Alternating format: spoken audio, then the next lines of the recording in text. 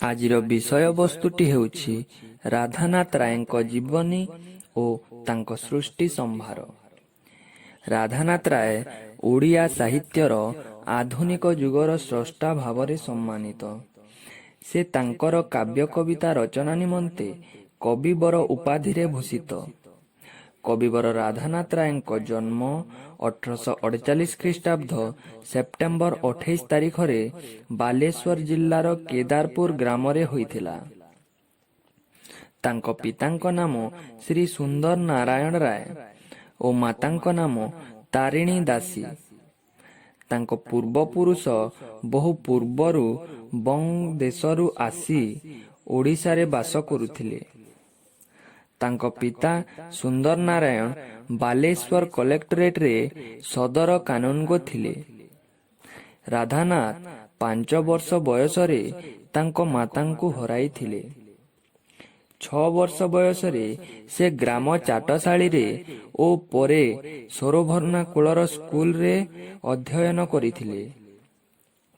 ସେଠାରେ ସେ ସଂସ୍କୃତ ଶିକ୍ଷା ମଧ୍ୟ ଗ୍ରହଣ କରିଥିଲେ। ତାଙ୍କ ପିତା ପାରସୀ ଭାଷାରେ ସୁପଣ୍ଡିତ ଥିଲେ ଓ ଓଡ଼ିଆ, ବଙ୍ଗାଳୀ, ହିନ୍ଦୀ, ସଂସ୍କୃତ ଆଦି ଭାଷାରେ ପାଣ୍ଡିତ୍ୟ ଅର୍ଜନ କରିଥିଲେ। ତାଙ୍କ ଆଦର୍ଶ ଦ୍ୱାରା ରାଧାନାଥ ପ୍ରଭାବିତ ହୋଇଥିଲେ। ସ୍ୱାସ୍ଥ୍ୟହାନି କାରଣରୁ ରାଧାନାଥ ଚିକିତ୍ସା ପାଇଁ 1858 ଖ୍ରୀଷ୍ଟାବ୍ଦରେ ବାଲେଶ୍ୱରକୁ ଗଲେ ଓ ସେଠାରେ ଜିଲ୍ଲା ସ୍କୁଲରେ ଅଧ୍ୟୟନ କଲେ। ସେ ବାଲେଶ୍ୱର ହାଇସ୍କୁଲରେ 6ଠ ଶ୍ରେଣୀର ଛାତ୍ର ଭାବରେ ଯୋଗଦାନ ଦେଇଥିଲେ।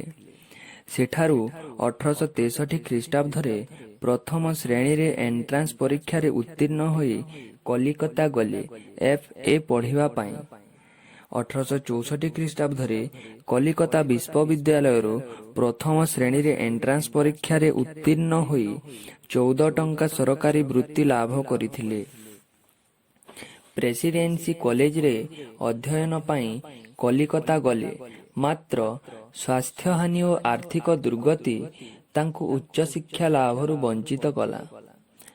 କଲିକତାରୁ ଫେରି ସେ ବାଲେଶ୍ୱର ଜିଲ୍ଲା ସ୍କୁଲରେ ମାସିକ 30 ଟଙ୍କା ବେତନରେ ତୃତୀୟ ଶିକ୍ଷକ ପଦରେ ନିଯୁକ୍ତି ଗ୍ରହଣ କଲେ। ସେତେବେଳେ ଫକୀର ମୋହନ ବାଲେଶ୍ୱର ମିଶନ ସ୍କୁଲର ହେଡମାଷ୍ଟର ଥିଲେ। ମଧୁସୂଦନ ଦାସ ରାଧାନାଥଙ୍କ ସହକର୍ମୀ ଥିଲେ, ତେଣୁ ସେ ଉଭୟଙ୍କ ସହ ଘନିଷ୍ଠ ସଂସ୍ପର୍ଶରେ ଆସିଥିଲେ। 1868 ଖ୍ରୀଷ୍ଟାବ୍ଦରେ ଓଡ଼ିଶାର ବିଦ୍ୟାଳୟଗୁଡ଼ିକରେ ଓଡ଼ିଆ ଭାଷା ଓ ସାହିତ୍ୟ ପଢ଼ା ହେବା ପାଇଁ ସରକାରୀ ଆଦେଶ ହୋଇଥିଲା। ଘରୋଇ ପରୀକ୍ଷାର୍ଥୀ ଭାବରେ ରାଧାନାଥ FA ପରୀକ୍ଷାରେ ଉତ୍ତୀର୍ଣ୍ଣ ଥିଲେ। 1868 ଖ୍ରୀଷ୍ଟାବ୍ଦରେ ପଦୋନ୍ନତି ପାଇ ଦ୍ୱିତୀୟ ଶିକ୍ଷକ ଭାବେ ପୁରୀ ଜିଲ୍ଲା ସ୍କୁଲକୁ ତାଙ୍କର ବଦଳି ହେଲା।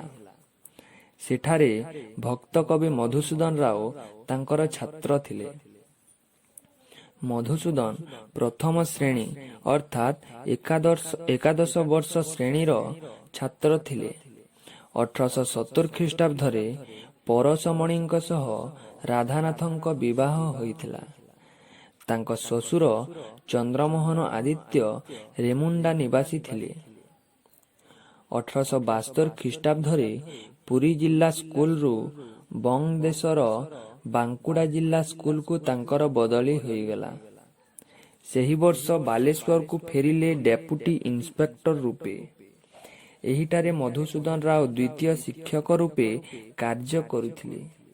5 ବର୍ଷ ପରେ ଅର୍ଥାତ୍ 1877 ଖ୍ରୀଷ୍ଟାବ୍ଦରେ ସେ ଡେପୁଟି ଇନ୍ସପେକ୍ଟର ପଦକୁ ଓ 1892 ଖ୍ରୀଷ୍ଟାବ୍ଦରେ ସେ ଇନ୍ସପେକ୍ଟର ପଦକୁ ଉନ୍ନତି ହେଲେ। ସେ ଦୀର୍ଘଦିନ ଚାକିରିରେ ରହି 1903 ଖ୍ରୀଷ୍ଟାବ୍ଦରେ ଅବସର ଗ୍ରହଣ କଲେ। ଅବସର ଗ୍ରହଣ କରିବା ପରେ ସେ ଓଡ଼ିଶାର କେତେକ ଗଡ଼ଜାତ ଭ୍ରମଣ କଲେ। ଏହାର ଉଦ୍ଦେଶ୍ୟ ଥିଲା ପ୍ରାକୃତିକ ଦୃଶ୍ୟ ଉପଭୋଗ କରିବା। ତାଳଚେର ଦୁର୍ଗର ବ୍ରାହ୍ମଣୀ ନଦୀ କୂଳରେ ସେ 1.5 ମାସ କଟାଇଥିଲେ। ଉତ୍କଳ ପ୍ରସିଦ୍ଧ ପର୍ବତ ମାଲ୍ୟଗିରି ଶିଖରରେ ସେ 12 ଦିନ ଅତିବାହିତ କରିଥିଲେ। ଏହିପରି କେତେ ମାସ ସେ ଗଡ଼ଜାତ ଭ୍ରମଣରେ କଟାଇଥିଲେ।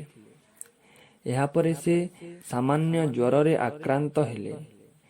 ରୁଗ୍ଣ ଶରୀର ଓ ବୃଦ୍ଧାବସ୍ଥା ହେତୁ ଏହି ସାମାନ୍ୟ ଜ୍ୱର ତାଙ୍କୁ ଶଯ୍ୟାଶାୟୀ କଲା ଓ ଶେଷରେ 1908 ଖ୍ରୀଷ୍ଟାବ୍ଦ ଅପ୍ରେଲ 17 ତାରିଖରେ 59 ବର୍ଷ ବୟସରେ ସେ ସ୍ୱର୍ଗପଥର ଯାତ୍ରୀ ହେଲେ। ରାଧାନାଥ ଛାତ୍ରାବସ୍ଥାରୁ ଲେଖନୀ ଚାଳନା କରିଥିଲେ। ମାତ୍ର 18 ବର୍ଷ ବୟସରେ ତାଙ୍କ ଦ୍ୱାରା ରଚିତ କେତେକ ବଙ୍ଗଳା କବିତା କବିତାବଳୀର ପ୍ରଥମ ଭାଗରେ ପ୍ରକାଶିତ ହୋଇଥିଲା। ପୁରୀଠାରେ ଶିକ୍ଷକତା କରୁଥିବା ସମୟରେ କବିତାବଳୀର ଦ୍ୱିତୀୟ ଭାଗ ସେ ରଚନା କରିଥିଲେ ଓ ମେଘଦୂତର ଅନୁବାଦ କରିଥିଲେ। ସେ କାଳପ୍ରେମୀ ତଥା ସୌନ୍ଦର୍ଯ୍ୟବାଦୀ ଥିଲେ, ଫଳରେ ବହୁ ରାଜଦରବାରରେ ତାଙ୍କୁ ସମ୍ମାନ ମିଳିଥିଲା। 1866 ଖ୍ରୀଷ୍ଟାବ୍ଦରେ ବ୍ରିଟିଶ ସରକାର ତାଙ୍କୁ ରାୟ ବାହାଦୁର ଉପାଧିରେ ଭୂଷିତ କରିଥିଲେ। ରାଧାନାଥ ରାୟଙ୍କ ସୃଷ୍ଟି ସମ୍ଭାର ଆଡ଼େ ଦୃଷ୍ଟି ଦେଲେ ତାଙ୍କ ରଚନାବଳୀକୁ ନିମ୍ନୋକ୍ତ ପ୍ରକାରରେ ବିଭକ୍ତ କରାଯାଇପାରେ, ଯଥା ବଙ୍ଗଳା ରଚନା, କବିତାବଳୀ ପ୍ରଥମ ଭାଗ, କବିତାବଳୀ ଦ୍ୱିତୀୟ ଭାଗ, ଲେଖାବଳୀ। ତାଙ୍କ ଅନୁବାଦ ରଚନା ଆଡ଼େ ଦୃଷ୍ଟି ଦେଲେ ମେଘଦୂତ, ତୁଳସୀ ସ୍ତବକ, ଇତାଲିୟ ଯୁବା। ତାଙ୍କ କାବ୍ୟ କବିତାକୁ ଦୃଷ୍ଟି ଦେଲେ ଓଡ଼ିଆ କବିତାବଳୀ ପ୍ରଥମ ଭାଗ, ଓଡ଼ିଆ କବିତାବଳୀ ଦ୍ୱିତୀୟ ଭାଗ, କେଦାର ଗୌରୀ, ଚନ୍ଦ୍ରଭାଗା, ନନ୍ଦିକେଶ୍ୱରୀ, ଉଷା, ପାର୍ବତୀ, ଚିଲିକା, ମହାଯାତ୍ରା, ଯଜାତି କେଶରୀ, ତୁଳସୀ ସ୍ତବକ, ଦରବାର ଓ ଉର୍ବଶୀ। ତାଙ୍କ ଗଦ୍ୟ ରଚନା ବିବେକୀ, ପାର୍ବତୀ କାବ୍ୟର ଉପସଂହାର, ଉର୍ବଶୀ କାବ୍ୟର ଉପସଂହାର, ଭ୍ରମଣକାରୀ ପତ୍ର, ବାମଣ୍ଡା, ସାର୍ ରାଜା ବାସୁଦେବ ସୁଢଳଦେବ, ଉତ୍କଳ ସାହିତ୍ୟର ଉନ୍ନତି ଇତ୍ୟାଦି। ସଂସ୍କୃତ ରଚନା ଭାରତ ଗୀତିକା, ଧବଳେଶ୍ୱର ସ୍ତୋତ୍ରମ୍, ଶ୍ରୀ କାଳିକା ସ୍ତୁତି ଇତ୍ୟାଦି।